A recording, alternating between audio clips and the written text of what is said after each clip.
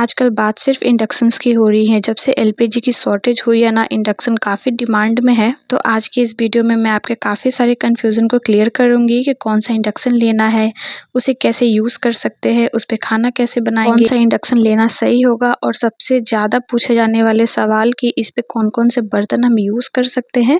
तो आज हम इन सारी चीज़ों के बारे में बात करेंगे, तो वीडियो को एंड तक देखिए। आज से 1 साल पहले हमने ये इंडक्शन लिया था और मैंने इसका अनबॉक्सिंग का छोटा सा वीडियो अपने शॉर्ट्स पे डाला था। तब मुझे पता नहीं था कि 1 साल बाद एलपीजी की शॉर्टेज होगी और ये छोटा सा अनबॉक्सिंग का वीडियो मेरे चैनल का मोस्ट पॉपुलर वीडियो बन जाएगा। इस इंडक्शन से रिलेटेड मुझे काफ़ी सारे कमेंट्स आते हैं, तो मैंने सोचा क्यों ना एक छोटा सा वीडियो बनाकर आपके सारे कंफ्यूजन को दूर किया जाए, ताकि आप अपने लिए सही इंडक्शन ले पाए। ये आपको crystal glass with ceramic plate के साथ मिल जाएगा। सेरेमिक प्लेट सबसे अच्छी होती है क्योंकि ये काफ़ी जल्दी हीट हो जाता है और कुकिंग काफ़ी फास्ट हो जाती है। सबसे ज़्यादा जो पूछा गया सवाल था वो ये था कि क्या ये अभी तक चल रहा है। तो मैं आपको दिखा देती हूँ कि हाँ, ये अभी तक चल रहा है। जैसे ही आप स्विच ऑन करोगे, यहाँ पे पावर का इंडिकेटर ऑन हो जाएगा। उसके बाद आपको इंडक्शन को ऑन कर लेना है। तो मेरा जो ये इंडक्शन है ये 1800 वॉट का है। आपको और कम का मिल जाएगा, लेकिन 1800 वॉट में ना आप डोसा, इडली और भी बहुत सारी कुकिंग कर सकते हैं। तो आप इस पर 400 डिग्री सेल्सियस से 1800 डिग्री सेल्सियस तक कुकिंग कर सकते हैं। और इस पर जो आपको प्लस और माइनस का ऑप्शन दिख रहा है, इससे आप अपने टेम्परेचर को कम या ज्यादा कर सकते हैं। इसके डिजिटल डिस्प्ले पे आपको काफी सारे फीचर्स मिल जाएंगे। टेम्परेचर का मैंने आपको बता दिया है। अब मैं आपको नेक्स्ट फीचर्स के बारे में बताती हूँ, वो है ये टाइमर। अगर आपको हैंड्स फ्री कुकिंग करना है तो आप टाइमर सेट कर सकते हैं 1 मिनट से लेकर 3 घंटे तक का। और अगर आप इस बीच भूल जाते हैं तो कोई प्रॉब्लम नहीं है, ये ऑटो शट हो जाता है। मतलब ये सेफ्टी के लिए तो बेस्ट ऑप्शन है। अब बात करते हैं नेक्स्ट फीचर्स की।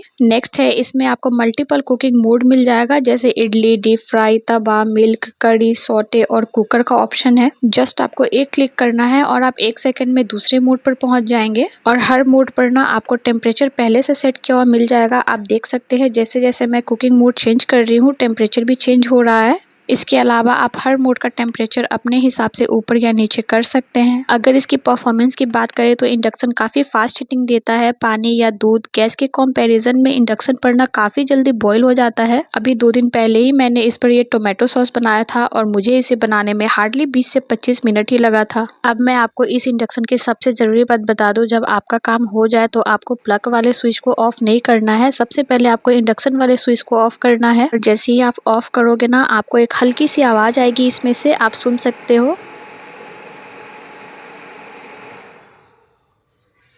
और 1 मिनट के अंदर ही ये बंद भी हो जाएगा। एक्चुअली इसके नीचे आपको यहाँ पे फैन विजिबल हो रहा होगा। इससे होता ये है कि खाना बनाने के बाद इंडक्शन गर्म हो जाता है ना, तो इस फैन की वजह से जो ऊपर का सेरेमिक प्लेट है वो ठंडा हो जाता है। कि आपको ये बात समझ में आई होगी। अब कर लेते हैं सबसे इम्पोर्टेंट बात कि हम इंडक्शन पे कौन कौन से बर्तन यूज कर सकते हैं। आपको इंडक्शन कॉम्पैटिबल बर्तन ही यूज करने होंगे। मैंने यहाँ पे कुछ ऑप्शन निकाल के रखे हैं, जैसे कि ये स्टील के बर्तन। इस पे सारे स्टील के बर्तन यूज कर सकते हैं। जैसे कि मेरे पास यहाँ पे एक इडली स्टैंड है, तो मैं इसे यूज कर लेती हूँ कभी कभी। और हाँ, बर्तन की जो सरफेस है ना वो पूरा फ्लैट होना चाहिए, तभी आप इंडक्शन पे अच्छे से यूज कर सकते हैं। और दूसरा है मेरे पास यहाँ पे मोमो स्टीमर, ये भी स्टील का ही है।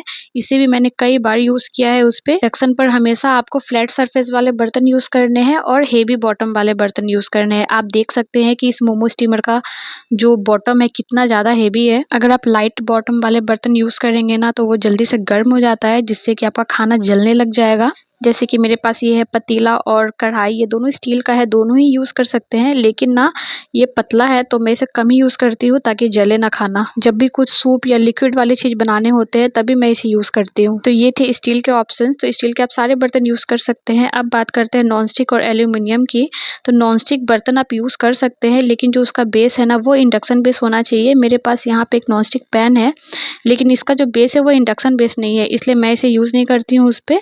सेकेंड है ये एल्यूमिनियम का कुकर। इस पे जो आप डिज़ाइन देख रहे हैं ये स्पेशली इंडक्शन बेस ही डिज़ाइन आता है, तो ऑफ कोर्स इसे आप यूज़ कर सकते हैं। नॉर्मल एल्यूमिनियम के कुकर आप यूज़ नहीं कर सकते हैं। स्टील के सारे बर्तन इस पर यूज़ कर सकते हैं। एल्यूमिनियम और नॉनस्टिक का जो इंडक्शन बेस होता है बस उसे यूज़ कर सकते हैं। नेक्स्ट है ये आयरन का तवा, जो नॉर्मल हमारे घर का तवा होता है, इसे हम इस पर यूज़ नहीं कर सकते। लेकिन और भी मार्केट में अवेलेबल है इंडक्शन के ऑप्शंस, जिसपे आयरन के भी यूज़ कर सकते हैं, लेकिन फ्लैट सरफेस होना चाहिए। अगर वो गोल रहेगा ना तो क्या होगा, बीच का गर्म हो जाएगा, साइड साइड से वो ठंडा ही रहेगा तो रोटी ना बीच से जल जाती है और साइड में कच्ची ही रह जाती है। और हाँ, किसी भी चीज को यूज करने से पहले उसके इंपॉर्टेंट डायरेक्शंस को जरूर पढ़ लीजिए। जैसे कि इस इंडक्शन को हम 30 मिनट से ज्यादा यूज नहीं कर सकते हैं। कुछ देर बंद करने के बाद आप वापस से इसे यूज कर लीजिए, लेकिन 30 मिनट से ज्यादा लगातार आपको यूज नहीं करना है। आई होप कि अब आपके कंफ्यूजन क्लियर हो गए होंगे। ये वीडियो आपके लिए यूजफुल रहा होगा। Bye bye.